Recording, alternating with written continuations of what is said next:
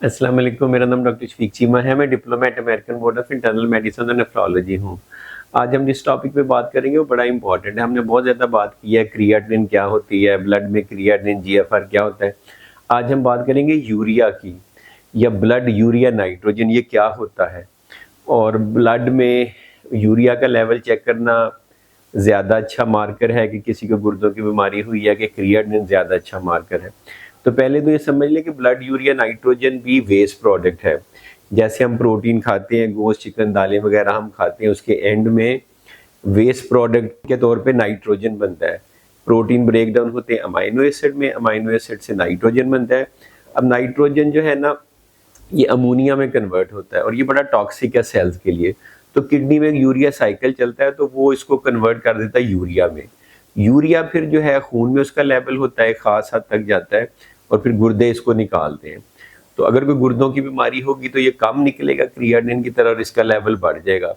तो ये भी एक तरह से इंडिकेट करेगा कि किसी को गुर्दों की बीमारी तो नहीं हो गई। लेकिन ये सिर्फ किडनी डिजीज में नहीं बढ़ता, और भी बहुत सारी कंडीशन है जिनमें यूरिया का लेवल बढ़ सकता है।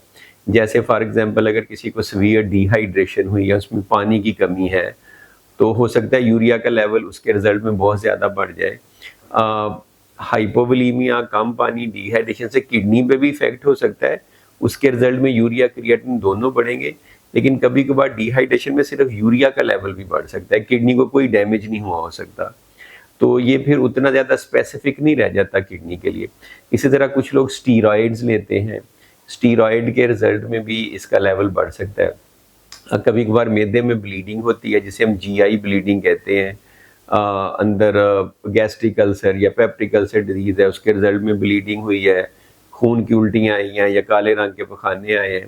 तो इसमें भी जो नाइट्रोजन है वो जो ब्रेक डाउन होती है गट में, तो उसके रिजल्ट में भी यूरिया का लेवल बढ़ सकता है। इसके अलावा ज़्यादा प्रोटीन इनटेक लेने से, अगर कोई बहुत ज़्यादा प्रोटीन इनटेक लेता है तो ब्रेक डाउन में तो यूरिया ही बनना है। तो जस्ट ज़्यादा प्रोटीन इनटेक लेने से भी यूरिया का लेवल बढ़ सकता है। इसके अलावा कुछ लोगों में जिनमें सेप्सिस या इन्फेक्शन या हाई कैटाबॉलिक स्टेट होती है, उसमें भी हमने देखा है कि यूरिया का लेवल बढ़ जाता है, जबकि किडनी को ऐसा जब कोई डैमेज नहीं हुआ होता। हार्ट डिजीज में यूरिया का सीएचएफ, कंजेस्टिव हार्ट फेलियर बढ़ सकता है। और कभी कभार इसका लेवल अब नॉर्मली लो भी हो सकता है। जैसे अगर कोई बंदे में बहुत ज़्यादा पानी पी लिया है तो तब ये नीचे चले जाएगा। प्रोटीन डाइट कम लेता है, कोई मेल न्यूट्रिशन है, तब ये नीचे चला जाएगा। प्रेगनेंसी में इसका लेवल नीचे चला जाता है। तो इम्पॉर्टेंट पॉइंट इसमें समझने का ये है कि क्रिएटिनिन ज़्यादा अच्छा टेस्ट है, ज़्यादा स्पेसिफिक है, सिर्फ किडनी डैमेज को यूजुअली इंडिकेट करता है। जबकि यूरिया मैंने बताया 5-6 और कंडीशन बताई हैं जिसमें यूरिया का लेवल बढ़ सकता है। अब क्वेश्चन राइज होता है कि करना क्या। अगर तो किसी में यूरिया का लेवल बहुत कम है तो हो सकता है कि वो ओवर हाइड्रेशन से, ज़्यादा पानी पीने से हुआ हो, तो उसको वाटर का इंटेक थोड़ा कम करना चाहिए। अगर उसमें मेल न्यूट्रिशन की वजह से उसने प्रोटीन कम लिया तो उसे थोड़ी सी प्रोटीन कम लेनी चाहिए। जैसे बहुत सारे बूढ़े लोगों में, नर्सिंग होम रेजिडेंट में जो खाते पीते नहीं है, जिनके दांत नहीं है या ओल्ड एज है, उसमें इसके लेवल पे इफेक्ट इस तरह से हो सकता है। ज़्यादा इंपॉर्टेंट इसकी सिग्निफिकेंस होती है अगर इसका लेवल हाई हो तो क्या करना है। अब हाई में जो है ना, कंडीशन पे डिपेंड करता है। अगर कोई बहुत ज़्यादा कोई बॉडी बिल्डर है, बहुत ज़्यादा प्रोटीन लेता है, तो उसको चाहिए कि वो अपना प्रोटीन का इंटेक कम करे तो यूरिया का लेवल ठीक हो जाएगा। जबकि इसमें किडनी को कोई खास डैमेज नहीं हुआ होगा।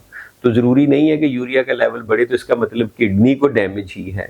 ये किडनी डैमेज के बगैर भी बढ़ सकता है। इसीलिए जब as a nephrologist urea creatinine में से अगर एक टेस्ट सेलेक्ट करना हो जिसको हम मॉनिटर करते हैं, तो वो ज़्यादा हम क्रिएटिनिन को मॉनिटर करते हैं, क्योंकि ये बाकी सारी चीज़ों से इफेक्ट नहीं होता। अगर कोई बहुत ज़्यादा प्रोटीन लेता है तो हम कहेंगे कम करें, उसके सप्लीमेंट कम करें। डिहाइड्रेशन में इसका लेवल बढ़ता है तो आप पानी ज़्यादा पिएंगे। अगर कोई पेशेंट आता है गर्मियों में, उसने पानी कम पिया तो उसका यूरिया का लेवल ज़्यादा होगा, तो उसमें हम कहेंगे कि वाटर इनटेक ज़्यादा लें। अब इसमें इम्पॉर्टेंट एक और चीज़ ये है कि ये किडनी डिजीज़ का मार्कर भी है। अगर किसी को क्रॉनिक किडनी डिजीज़ है, गुर्दों की दायमी बीमारी है, तो आपने देखा होगा कि यूरिया क्रिएटिनिन साथ साथ बढ़ते हैं।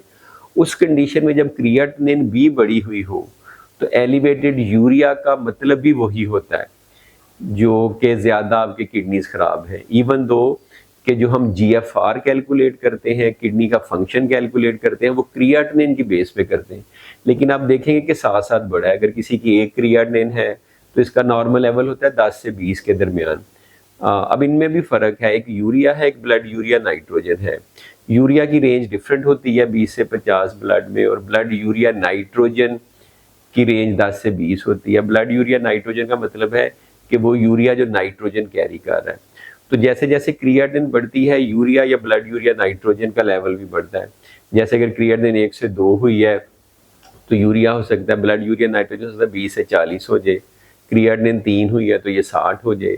तो दोनों के लेवल साथ साथ बढ़ते। काफ़ी लोग ये पूछते हैं कि जी हमारे किडनी फंक्शन का क्या करना है, गुर्दों की दायमी बीमारी है, इसकी ये ट्रीटमेंट वो ट्रीटमेंट, फिर एंड में पूछते हैं कि यूरिया का क्या करना है। तो वही ट्रीटमेंट जो एलिवेटेड क्रिएटिनिन की है, लो GFR की है, गुर्दों की दायमी बीमारी की है, वही यूरिया को भी हेल्प करती है। सिर्फ फ़र्क ये है कि कभी कभार ऐसे हो जाता है कि क्रिएटिनिन तो खातिर खा नहीं बढ़ी होती लेकिन यूरिया बढ़ जाता है।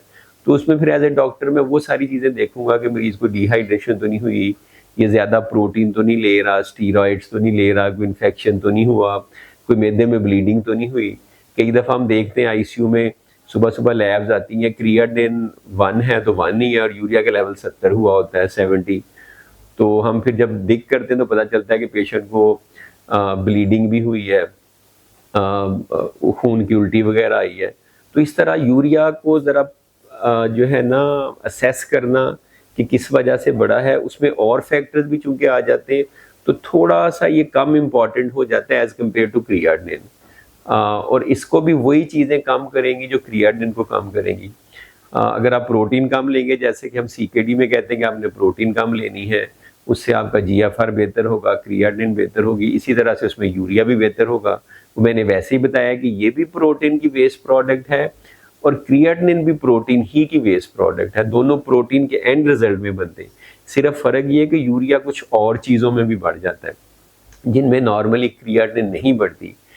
इसके अलावा भी और बहुत सारे टेस्ट होते हैं, जैसे सिस्टरसिन C है, सिस्टैटिन C है, एक और टेस्ट है, नया पाकिस्तान में भी नहीं होता। तो हम अभी क्रिएटिनिन और GFR पे ही रिलाई करते हैं। तो इसमें मैंने वीडियो में आपको बड़ी बड़ी चीज़ें बताई हैं कि यूरिया क्या है, ब्लड यूरिया नाइट्रोजन क्या है, ये कैसे प्रोड्यूस होता है, इसके बढ़ने की और कम होने की वजूहात क्या है, इसका नॉर्मल लेवल क्या है और इसकी ट्रीटमेंट क्या करनी है। ट्रीटमेंट यही करनी है कि अंडरलाइन किडनी डिजीज़ की। अगर किसी को CKD गुर्दों की सोजश की वजह से है तो उसका इलाज करेंगे क्योंकि उसमें भी यूरिया बढ़ा होगा।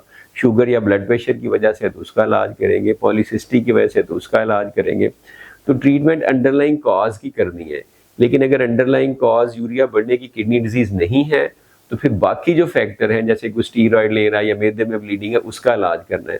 तो ये ब्लड यूरिया नाइट्रोजन पे मैंने पहले इसलिए वीडियो नहीं बनाई थी कि थोड़ा सा ट्रिकी था, लेकिन काफ़ी लोगों ने पूछा है कि यूरिया क्या होता है, ब्लड यूरिया नाइट्रोजन क्या होता है, कैसे बढ़ता है, इलाज क्या करना है। तो मुझे था कि एक छोटी सी वीडियो बना दूं ताकि आपको इसकी अंडरस्टैंडिंग भी हो। तो उम्मीद है आपको ये वीडियो पसंद आएगी। Thank you very much.